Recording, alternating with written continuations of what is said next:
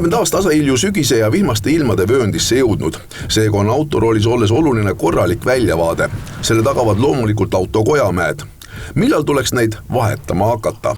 Kui ikkagi on näha, et kas siis nüüd esimese või teise pühkimisega ei taha ikka, et saa klaas puhtaks minna nii-öelda, siis jah, tuleks kindlasti mõelda selle peale, et võib-olla tõesti vajab kojamees vahetust ja meenutada siis, millal viimati sai neid üldse sinna nii-öelda uued külge pandud, et kindlasti, mida tasub nagu aeg-ajalt jälgida või teha, on see, et kojamees kestaks kauem, siis tuleb teda aeg-ajalt kasutada, olenemata sellest, kas siis tuleb seda vett klaasi peale või mitte. Ja kindlasti, kui neid kojamehi kasutada, siis mitte nii-öelda kuivalt nendega pühkida, vaid siis koos klaasipesuga, et paratamatult kuivalt liikuvad osad kuluvad kiiremini ära. Mõned inimesed sõidavad aastas võib-olla 5000 kilomeetrit ja mõned 60 000 kilomeetrit ja kui nüüd keegi ütleb, et näed, minu kojamees kestab 2 aastat, siis järelikult see sõitmine on suhteliselt tagasihoidlik, et läbisõit on väike. Ja need, kes sõidavad 60 000, nemad võib-olla vahetavad 3-4 korda aastas üldse kojamehi, et see on nagu väga raske öelda, et mingi kindlat välpa, aga reeglina, kui käia kuskil servises, näiteks Bosch servises, siis reeglina hoolduse käigus vaadatakse alati üle, et kui hästi või kui halvasti see kojamees pühib, ja siis vastavalt antakse kliendile nõu, et kas nüüd vahetada või mitte. Ja kindlasti tasub neid siis ka paaris vahetada, mitte siis ühe kaupa. Eksperdid täna eriti ise väga intensiivselt kojamehi puhastada ei soovita, kuna tegemist on väga õrna materjaliga. Pigem tuleks esiklaas puhas hoida. Kojamehi üritatakse ka ise vahetada, kuid ka siin on omad ohud. Kinnitusvariante täna niimoodi kuklast öeldes on vist, ma arvan, siin 10, kui isegi mitte rohkem ja vastavalt siis autotootjatele kõik erinevad, et siin ühel autotootjal võib olla 5-6 erinevat nii-öelda kinnitusviisi, ja kui me räägime esimestest kojamistest ja tagumistest, siis seal on veel omakorda veel vahe sees, et jällegi kinnitusvariante on päris palju ja mitmeid erinevaid.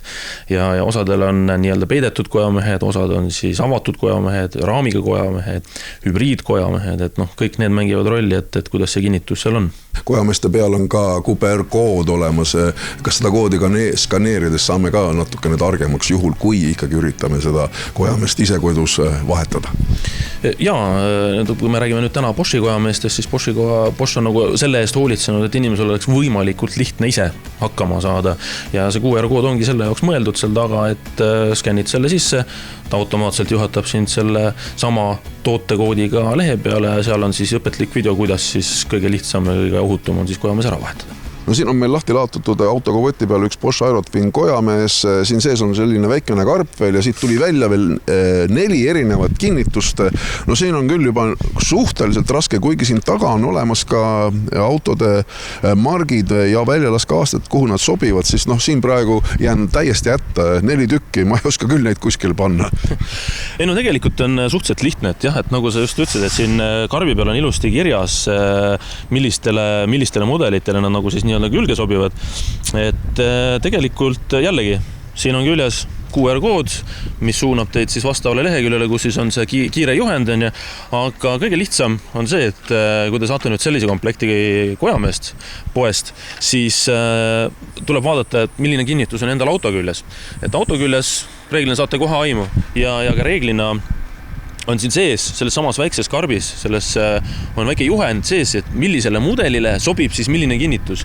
Ja teda nimetatakse siis universaalseks komplektiks, et te saategi siit siis vastava selle vahetüki nii-öelda kätte ja millega siis nii-öelda sobitada oma auto külgena. Bosch Car Service keti esindus on olemas ka Sauel. Miks on hea Boschi ketti kuuluda? Eelkõige kindlasti koolitused, sellepärast, et olgem ausad, tänasel päeval lähevad autod järjest keerulisemaks. Ja uuendustega ennast kursis hoida on hädavajalik. Seega meie nii-öelda Bosch pöörab äärmiselt suurt tähelepanu erinevatele koolitustele. Kas need on ka sesoonsed või millest tulenevalt neid koolitusi kokku pannakse? No täiesti sõltub, et tänasel päeval on järjest näiteks järjest olulisemaks saab teema elektriautot, hübriid. Reeglina me teeme aastas kindlasti 7-8 erinevat koolitust. Ja on omad nõuded, et päris ühe tõstukiga kohti me kindlasti ei kaasa. Aga minimaalselt 3 tõstukit, kindlasti sillapink ja siis vastavad Boschi diagnostikaseadmed, et Sauve Bosch Car Service esinduses on kindlasti kohapealsetest ettevõtetest ühed parimad seadmed. Sauvel mingile kindlale margile orienteeritud ei olda ja jõukohased on kõik luksepa tööd. Seadmepargi koha pealt võin öelda, et tegemist on väga hea varustatuse tasemega, et alates siin Boschi diagnostikaseadmetest kuni siis siljastendideni välja. Ja olen täiesti kindel, et inimesed võivad rahumeeli usaldada enda auto siinsete meestele kätesse. Aga meil on veel ka tähelepanu küsimus. Kui me nüüd vahetame kojamehi, et kas on mõistlik vahetada neid alati paaris? Vastuseid ootame nädala jooksul ekraanil näha olevatel aadressidel. Loosi läheb seekord Boschi võimekas akukruvikeeraja.